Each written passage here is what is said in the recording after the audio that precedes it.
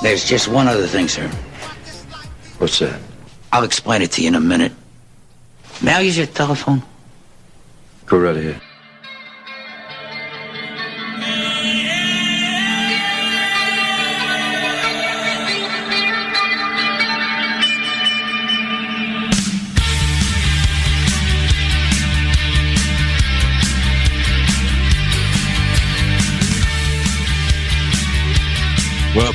Welcome back, ladies and gentlemen, to the Sunday Wire. I'm your host, Patrick Henningsen. We're streaming out live on the Alternate Current Radio Network and also at 21stCenturyWire.com. If you're joining us midstream on this live broadcast, you missed any of the show before, you can catch it up after the show on the podcasting platforms on iTunes, but also on Spotify and iHeartRadio, which is a great app. If you've got a big screen TV at home, you can listen to this plus every other radio show you can imagine on iHeartRadio, but also Boiler Room as well, and some of ACR's programs also you can find on those same platforms, including Spreaker.com, the mothership of the Alternate Current Radio's programming. Now, our next guest, a very special guest, I might add, because we've managed to catch him while he's on his UK tour. His name is Ian R. Crane, and he is out trying to raise awareness on the issue of 5G, the 5G technology, the 5G rollout in the UK. And he's joining us now on the live link. Hello, Ian. Hey, Patrick. How you doing? Thanks for the invitation to join you this evening. No, thanks for joining us, Ian. And first off, we've got a link on the show page to your tour dates, which you can find. I'll put that straight up here, ianrcrane.com. You'll get all of the information about your UK tour. Tell us how the tour is going right now, Ian. How has it been so far? It's going really well. I mean, I think we've completed 9 dates out of 22. And the reaction has been absolutely overwhelming. I mean, once people see the evidence and they see that, there has not been any industry studies or certainly any industry sponsored independent studies proving 5G frequencies to be safe. So once people realize that, this isn't a conspiracy, this is fact, the industry themselves acknowledge that there have not been the studies to prove this technology safe. And, it's a military grade microwave technology. And, many scientists have attributed this technology to the phenomenal increase in PTSD, in self-harming and suicides amongst ex-service personnel. And now it's going to be rolled out on a largely unsuspecting civilian population. And, this is just unbelievable. And so much so that, it can almost be too much for people to accept that the establishment would ever sort of roll something out like this that, hasn't been tried. And certainly hasn't been approved as safe. But there again, maybe that's the plan. So let me get this straight. There's been no scientific studies, no peer-reviewed studies on the effects of 5G on living organisms. Mainly, we're talking about animals in this case and humans. But this could be extended into other parts of the animal kingdom, insects, birds, and so forth. Has there been anything done to date? Not by the industry, and consequently, because it's not done by the industry, then of course the industry and the establishment just goes into abject denial.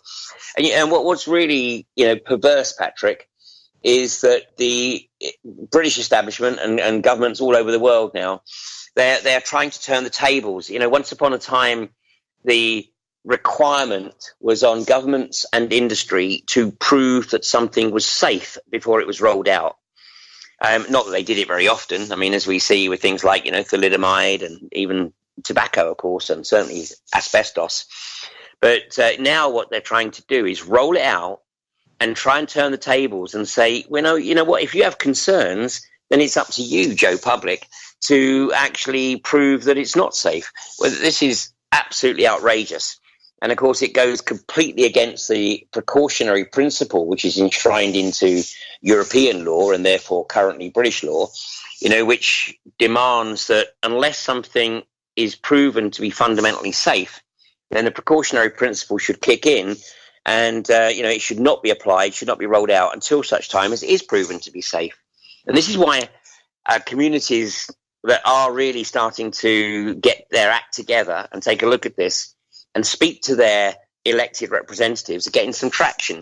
So, particularly in the Southwest, where we've had remarkable success with places like Glastonbury, Taunton, Frome, Stroud, and Totnes, where the councils have effectively tried to declare moratoria on the further rollout of 5G technology within their boroughs.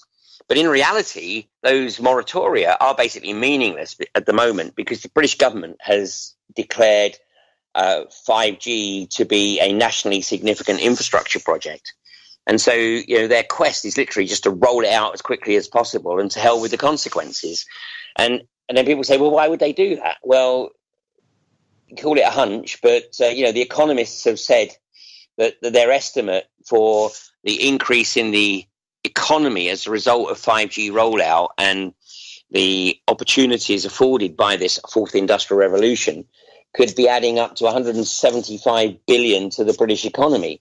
And so, as far as the sociopathic corporatists are concerned, what's a bit of collateral damage? What's a few extra tens of thousands of cases of cancer? What's a few thousands of people suffering from increased, insomnia, tinnitus, eventually, impacting on hormonal balance and triggering, hormonally triggered cancers like breast cancer and prostate cancer. For them, it's a small price to pay for that extra boost in revenues, and this is what we're up against. I think somebody, I don't know who it was, Ian, might have been you. I saw a quote that 5G is quite possibly the worst idea man has ever come up with. Well, I think that is a quote that is attributed to Professor Martin Paul, who has been very much on point on this. And I think what he actually said was something along the lines of this has got to be the most ridiculous idea in the history of the world. And I think, there will be others who would sort of argue that, the corporatocracy has a history of stupid ideas. And, it's only when eventually the public opinion is such that the groundswell is so strong that they quietly sort of backtrack. So here, there is already some backtracking. I mean, in Switzerland, the Swiss government has basically quietly backtracked from its rollout of 5G technology because as communities have become aware of the potential threat and the lack of any independent studies, then they are threatening to push for a referendum on the subject. And of course, Switzerland embraces this process of referenda in the event of something being of such concern that there is sufficient groundswell that they want to do something, and get the opinion of the public, more directly. And I think the Swiss government and the telecoms industry knows very, very well that if there is a referendum on this subject, then it ain't going to go in the favor of the telecoms industry. So they are quietly backing off. In Australia, Telstra have announced that they are going to slow down their rollout pending, further study because of recognition of concerns by the general public. Well, the industry isn't going to be investing in those studies because it knows damn well that if it does, then the results of those studies are not going to support the industry rollout because all independent studies on excessive exposure to radio frequencies and particularly microwave frequencies show that extreme caution is necessary. And how about Europe? My question is Europe, because Europe has got this kind of very heavy supranational regulatory structure. Apparently their food and drug testing regime is supposedly, one of the best in the world, and ISO standards on all products and so forth, and things produced and sold and traded in the European Eurozone. and Britain also falls into that as well, as it's been a member for many years of the European Union. So, the Food and Drug Administration, there's a lot of testing on food safety. There's a lot of resources and consideration goes into pharmaceutical testing, cosmetics. So you have the precautionary principle at work in those industries, right? But not in this industry. And it seems to be a fundamental disconnect there, and I'm wondering why.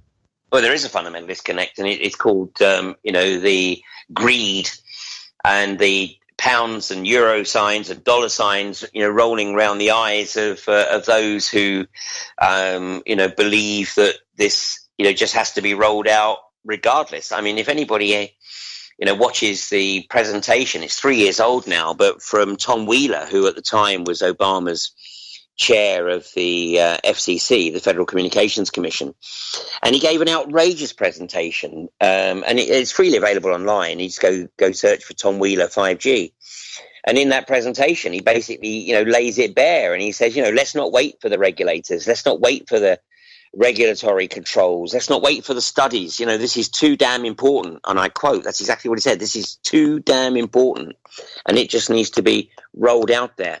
Now, interestingly, the mayor of Brussels has declared that, this technology will not be rolled out in Brussels because she says that the population of Brussels are not lab rats. Well, of course, that's interesting that, that's also the one of the two homes of the EU.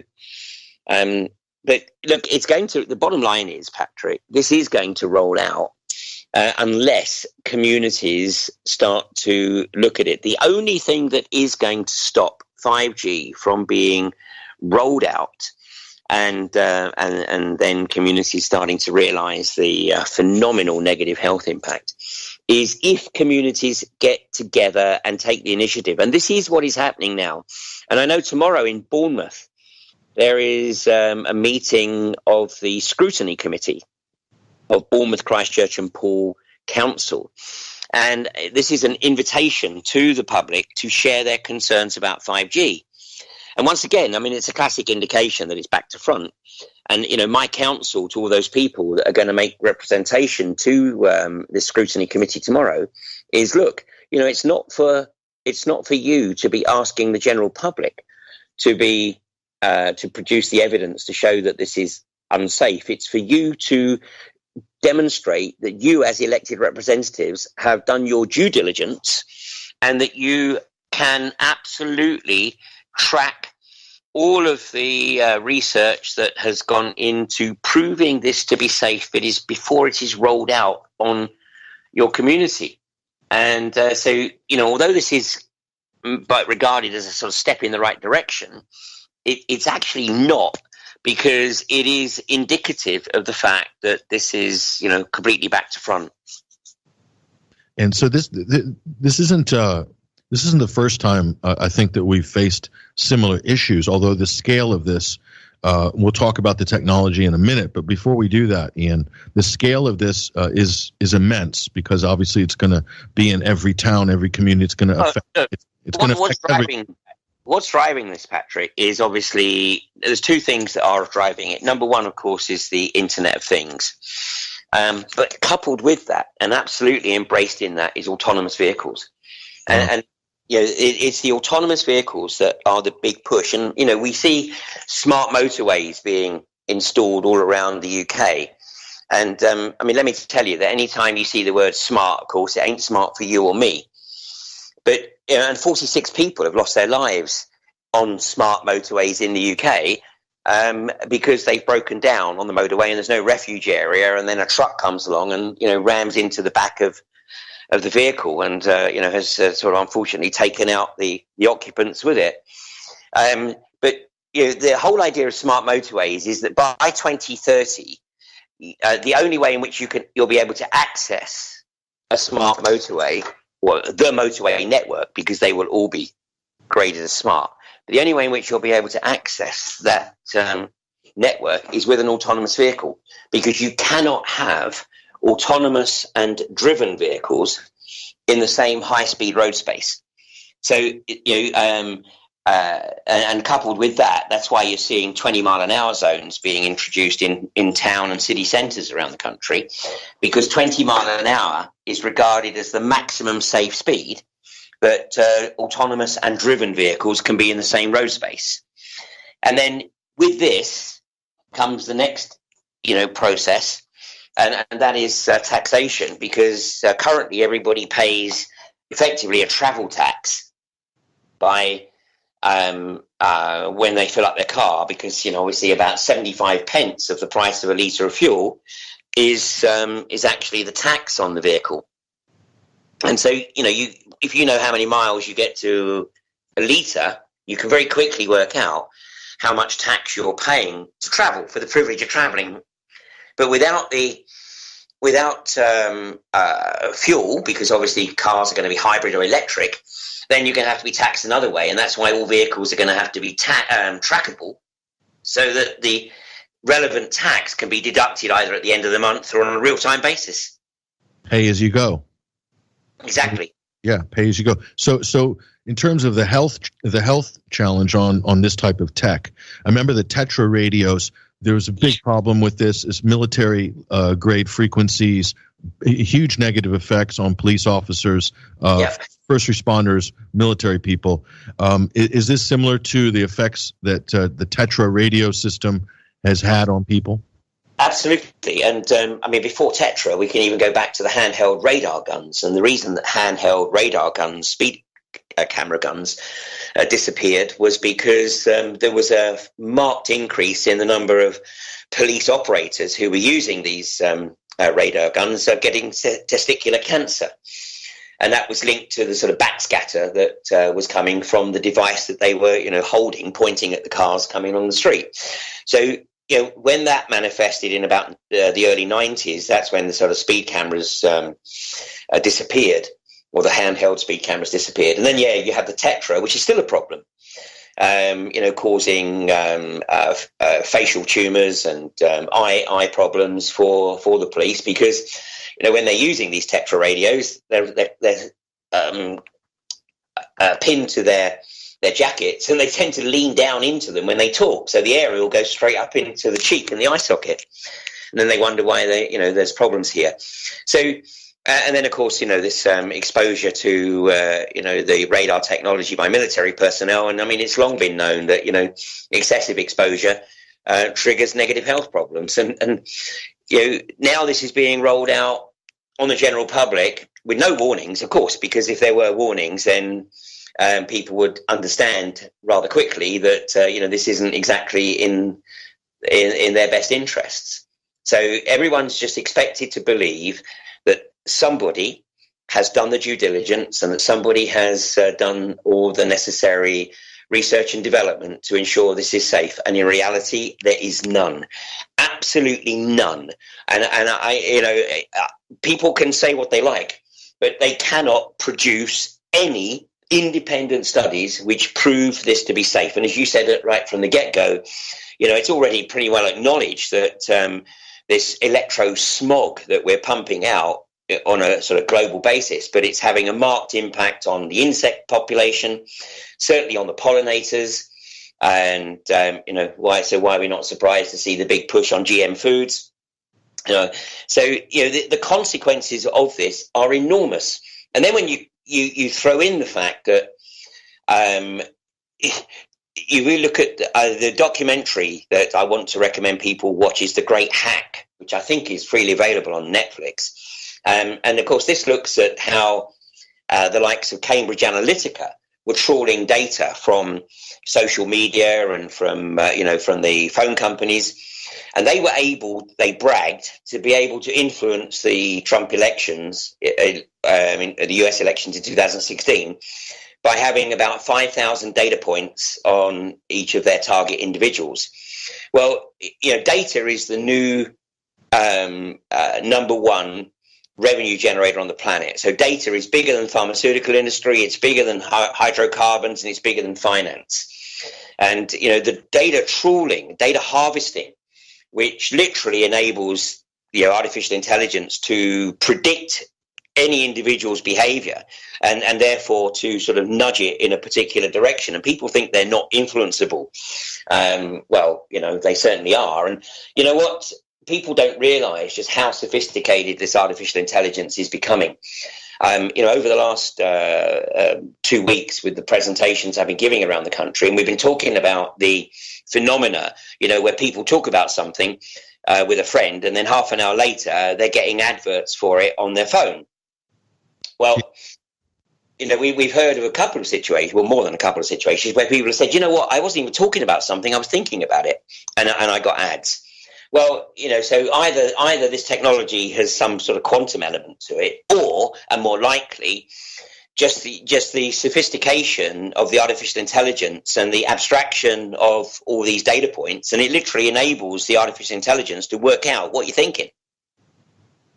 Yeah. Well, one of the top AI programmers, I think his name's Ben Goertzel, working for the project there in Hong Kong. I forgot the name of the company, but he's behind Sophia, that AI bot that was given Saudi Arabian citizenship a couple of years ago. Anyway, he was trying to mathematically model, because he believed that ESP, extrasensory perception, was a real thing, was a real phenomenon. And he said, well, if it's a real thing and it's a real phenomenon, then there must be a way to mathematically model it.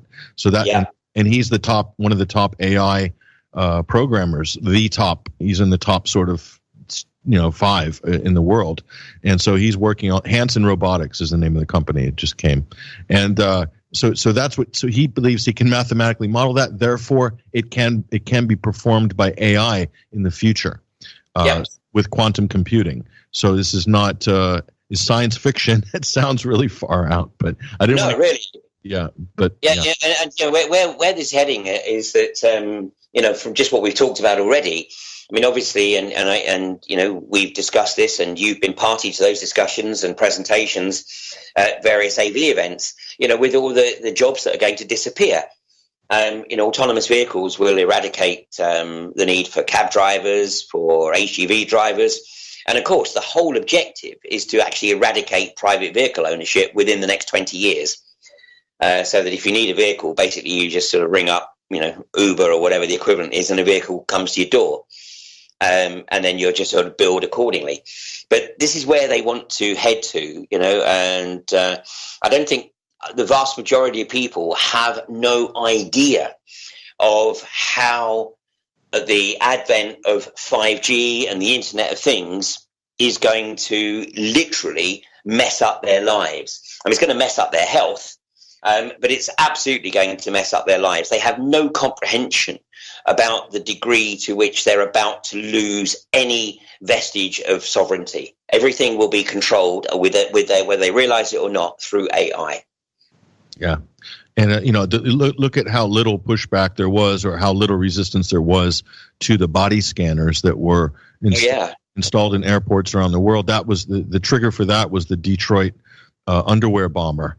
And that turned out to be a complete crock, but that was the impetus for the rollout of the body scanners in airports all over the world. Michael Chertoff, former Homeland Security head, was the person who was running point on the corporate side of that. So he made a lot of money out of that particular crisis. But there was the main thing is, Ian, that people are voluntarily stepping into millimeter microwave environment and not questioning at all. And of course, there was never any peer-reviewed studies on the safety of the body scanners, but it was adopted because it was seen as an emergency. It was seen as something that kept people safe. Therefore, they didn't question it.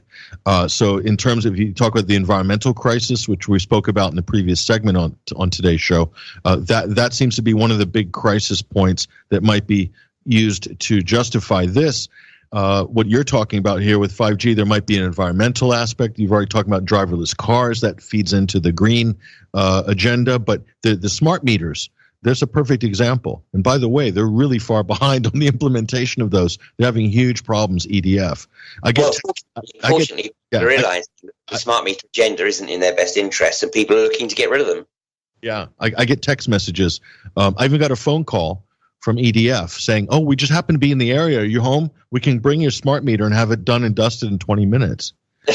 And I was like, no, I'm not. I'm busy, But they're really aggressive. There seems to be a deadline, Ian. A deadline that they need to get this the smart meters implemented. They need the 5G rollout.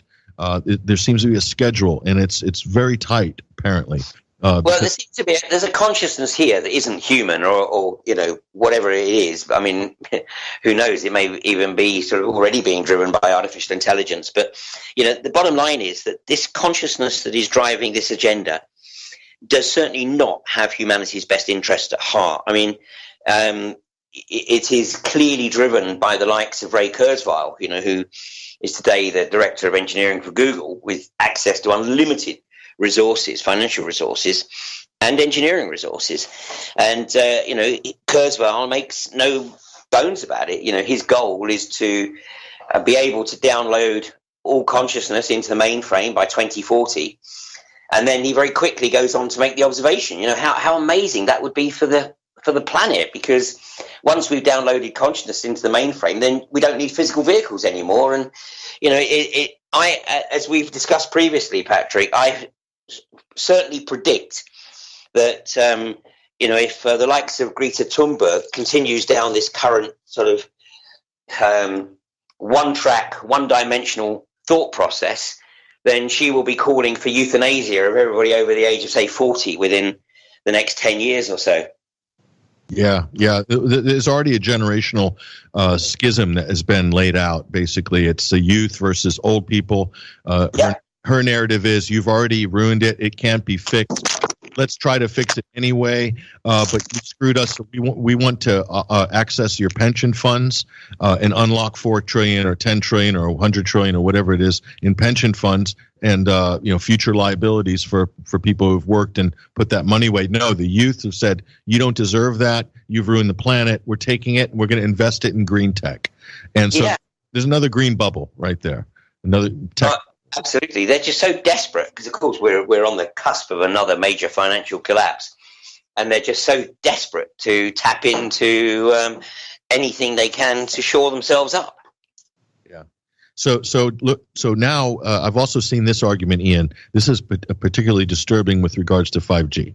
That I've seen the argument made that this is in the national interest. It's a national security issue to roll out 5G. Have you seen this type of rhetoric coming out on this? I must confess I haven't seen the big push on security. I mean, what I have seen is the big push on the European railway signalling network, which is supposed to be rolled out in May of next year, 2020, and this operates on 5G, which is why the trees are being culled at a phenomenal rate from the railway network, because it is now readily acknowledged. And in fact, there was an article in the Daily Telegraph about not even 2 weeks ago by one of the professors from University of Warwick who's working on autonomous vehicles. And he makes the observation that, basically trees, leaves, water and weather, even like snow and ice, are a major, major problem for 5G frequencies. So, at the moment, once again, this thing is being rolled out at such an absurd and obscene pace that it's a case of, look, we've got an idea, let's get it out there, and if it doesn't work, we'll worry about that afterwards. And if there's a bit of collateral damage, i.e. people die along the way, well, that's okay too. And, somewhere along the line, we need elected politicians, elected representatives to step up and do the right thing. Because if they don't, they are also playing right into the hands of the likes of Extinction Rebellion, who, despite all their hype, their primary motivation is to introduce a completely new form of government called sortition. And of course, it's a word that isn't in most people's vocabulary, so it doesn't register. But sortition, sortition. And this is all about government by community assembly. And I mean, basically, it's Animal Farm on acid. I mean, we don't have time to talk about the detail of sortition. But what they're trying to do is literally create a situation. When I say they, I'm talking about those who are driving this whole agenda and AIM Extinction Rebellion. But, they're trying to create the chaos in the political system so that everybody says, well, that's not working, so we need a fundamental change. And lo and behold, you've got Extinction Rebellion pushing their community assemblies, which sounds maybe attractive, on a very superficial level. But then once you look at the detail, you realize that, this is so manipulable that, it's just not funny. And fundamentally, there's nothing wrong with the system that is in place, except that you have people who get into public office who then very quickly become, if you like, institutionalized, and they realize that actually, they get more returns by representing the interests of the corporatocracy than they do those who elected them.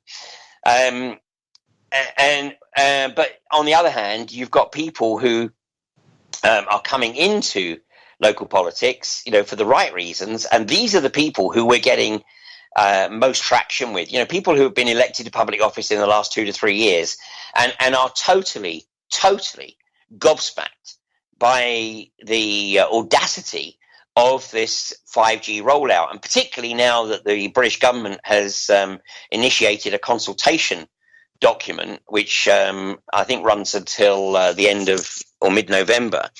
And this is to enable the British government and the telecoms industry to accelerate the rollout of 5G. And they know that people have latched on to the fact that trees were being cut down to facilitate 5G.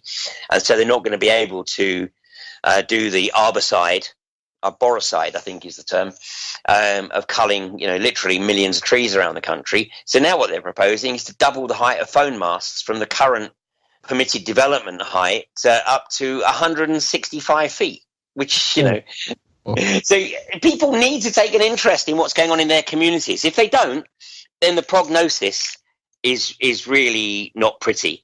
But those communities that are starting to take an interest are starting to push back. And, what we see happening in Switzerland and Australia right now, and we need to see that in the UK. But the attitude right now of the industry and the government is there's nothing to see here. We're not even going to discuss it because there's nothing to see. Because they know damn well that the moment they do start to discuss it, it will open up the floodgates. Okay, last question. What you've seen people, you've talked to thousands of people already, Ian, over the last 12 months on this issue. You've seen people who came in, didn't believe it, were skeptical.